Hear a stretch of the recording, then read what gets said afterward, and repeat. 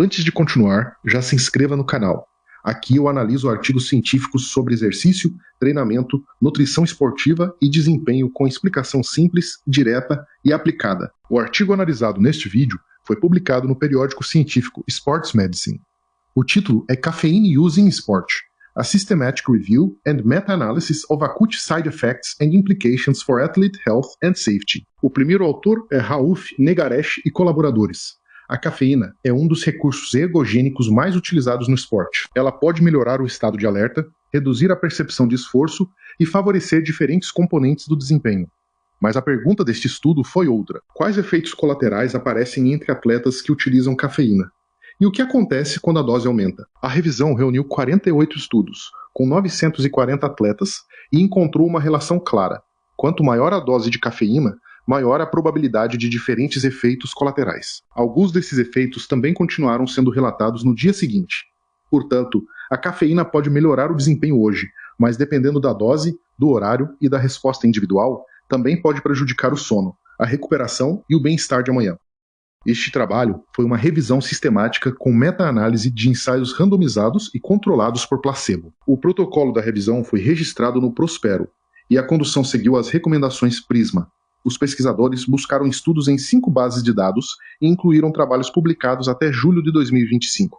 Para participar da revisão, os estudos precisavam avaliar atletas com pelo menos 15 anos de idade e, no mínimo, 1 ano de experiência esportiva. A cafeína precisava ser consumida de forma aguda, em uma única administração, e comparada com uma condição placebo.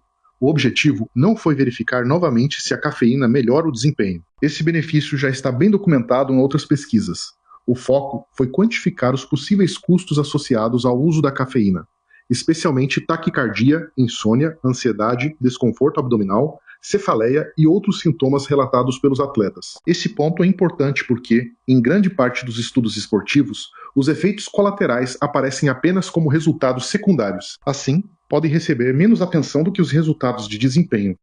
Ao todo, 48 estudos foram incluídos na revisão sistemática.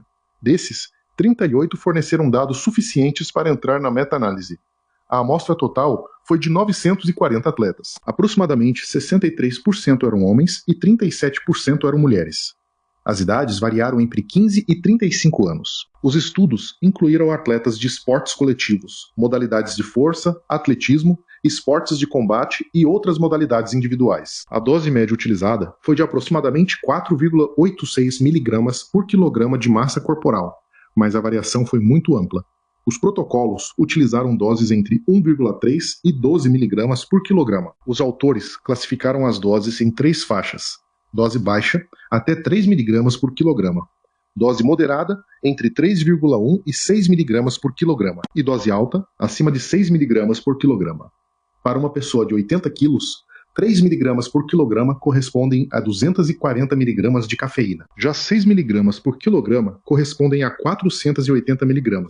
Esses valores são apenas exemplos de conversão e não devem ser interpretados como uma recomendação individual.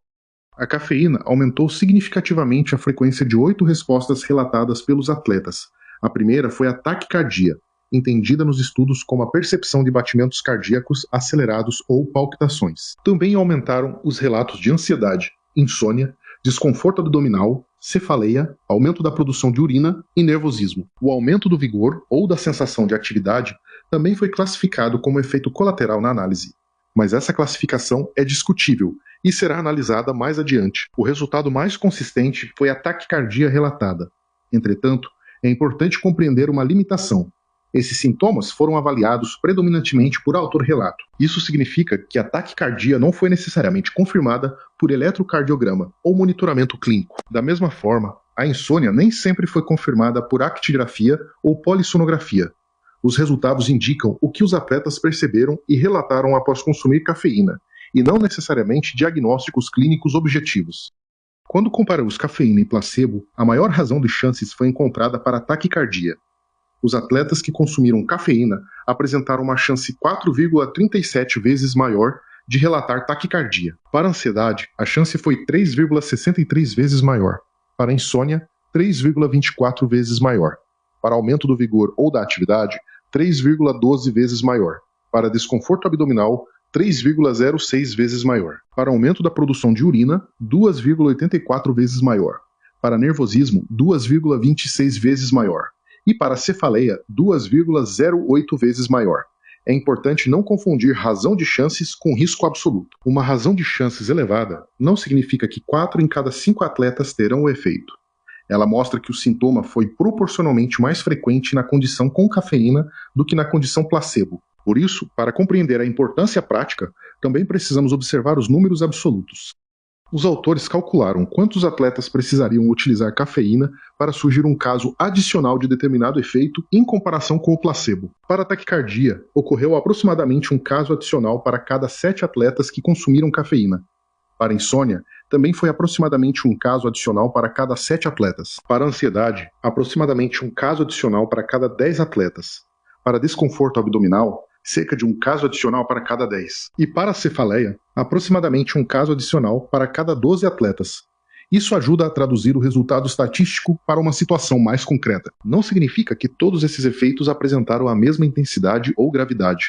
O atleta pode relatar uma leve aceleração dos batimentos, enquanto o outro pode perceber uma sensação muito desconfortável. Da mesma forma, uma pequena dificuldade para iniciar o sono não é equivalente a uma noite inteira de insônia. Mesmo assim, os dados mostram que os efeitos não foram raros e precisam ser considerados na decisão de usar cafeína.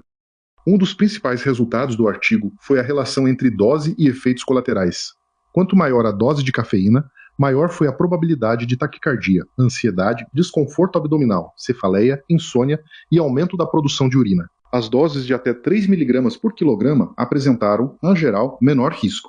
Para alguns sintomas, como cefaleia, ansiedade e aumento da produção de urina, o aumento nessa faixa não foi estatisticamente significativo.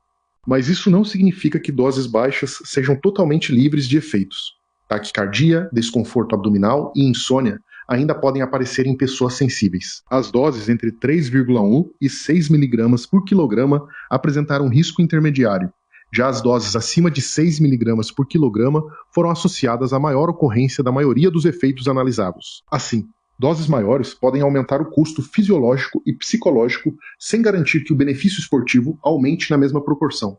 A lógica prática é simples. Não faz sentido aumentar a dose apenas porque uma quantidade maior parece mais potente. A melhor dose é aquela que oferece benefício suficiente com efeitos colaterais aceitáveis para aquele atleta. Os efeitos da cafeína não ficaram restritos ao período do exercício. No dia do teste, foram relatados principalmente ansiedade, taquicardia, aumento do vigor, desconforto abdominal, cefaleia e aumento da produção de urina. No dia seguinte, ainda foram observados relatos de taquicardia, ansiedade, cefaleia, nervosismo, desconforto abdominal e maior produção de urina. A insônia, naturalmente, foi avaliada no período seguinte ao consumo. Isso é especialmente relevante para atletas que treinam ou competem no final da tarde ou à noite. A cafeína pode ajudar no desempenho daquela sessão, mas prejudicar o início e a manutenção do sono. Uma noite de sono pior pode comprometer recuperação muscular, estado de alerta, disposição e qualidade do treinamento seguinte. Portanto, a avaliação da cafeína não deve terminar quando o treino acaba. É necessário observar o que acontece nas horas seguintes e também na manhã seguinte. Um recurso que melhora o desempenho agudo, mas prejudica repetidamente o sono e a recuperação, pode apresentar uma relação de custo e benefício desfavorável ao longo do tempo. O aumento do vigor foi classificado como efeito colateral para manter consistência com os estudos incluídos. Mas essa classificação é ambígua. Sentir-se mais ativo, alerta e disposto pode ser justamente o objetivo do consumo de cafeína.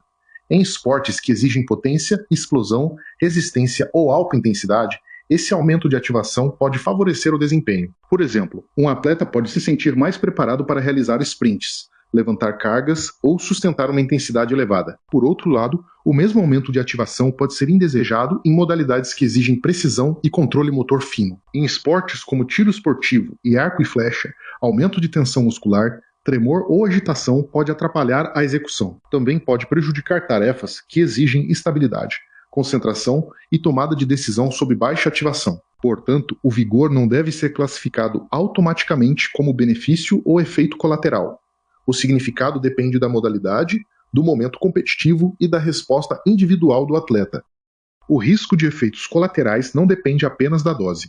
A forma de consumo também pode influenciar. As cápsulas foram associadas a maior frequência de desconforto abdominal quando comparadas às outras formas agrupadas. Uma possível explicação é que a cápsula libera uma quantidade concentrada de cafeína no estômago, podendo aumentar a secreção ácida e a irritação local. As bebidas podem diluir a cafeína e, em alguns casos, ser melhor toleradas, mas essa conclusão ainda não é definitiva. Os estudos utilizaram protocolos, ingredientes e doses diferentes. Por isso, não podemos afirmar que bebidas são comprovadamente mais seguras que cápsulas.